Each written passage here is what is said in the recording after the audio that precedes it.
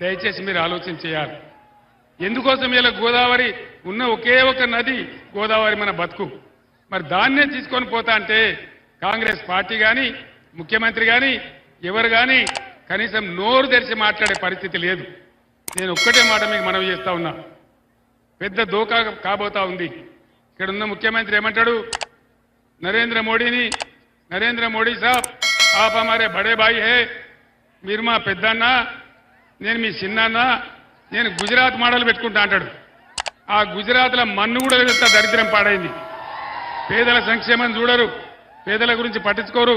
అక్కడ పెట్టుబడిదారుల రాజ్యమే తప్ప కార్మికులకు కానీ ప్రజలకు కానీ మాట్లాడే హక్కులు కూడా లేవు గుజరాత్ రాష్ట్రంలో.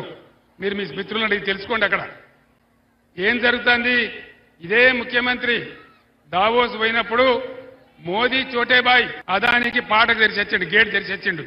అదాని గారు మీరు రాండి, తెలంగాణకు రాండి, 4 చేతులు దోసుకోండి అని సంతకాలు కూడా పెట్టి అదానిని పిలిచి వచ్చినాడు. పార్లమెంట్ ఎన్నికలు అవుడే ఆలస్యం. ఏం చేస్తారు, ఉన్న సింగరేణిని ఊడగొడతారు నరేంద్ర మోడీ రేవంత్ రెడ్డి కలిసి. ఇది నిజమా కాదా మీ ఇంటికి పోయిన తర్వాత మీరు చర్చ చేయండి. ముఖ్యమంత్రి ఎందుకు పిలిచాడు అదానిని తెలంగాణకు? నేను ఎందుకు రానివ్వలేదు, నేను అడుగు పెట్టనియలే, బిడ్డ అడుగు పెడితే ఖబర్దారని చెప్పిన నేను రానియలే. కానీ ఇలా ఇదే ముఖ్యమంత్రి ఆహ్వానిస్తా ఉన్నాడు. 2014 నుంచి 2023 వరకు 9.5 సంవత్సరాలు చంద్రశేఖర్ రావు రైతు వ్యతిరేక నల్ల చట్టాలు వచ్చినప్పుడు, నోట్ల రద్దు చేసినప్పుడు, జిఎస్టీ బిల్లును తీసుకొచ్చినప్పుడు, ట్రిపుల్ తలాక్ చట్టాన్ని చేసినప్పుడు, సిటిజన్ అమెండ్మెంట్ యాక్ట్ను పొందుపరిచినప్పుడు, యూనిఫామ్ సివిల్ కోడ్ తెచ్చినప్పుడు ప్రతి సందర్భంలో ఇక్కడ కారు గుర్తు మీద ఓటు వేయించుకొని ఢిల్లీలో కమలం గుర్తుకు తాకట్టు పెట్టిన చరిత్ర చంద్రశేఖర్ రావుది.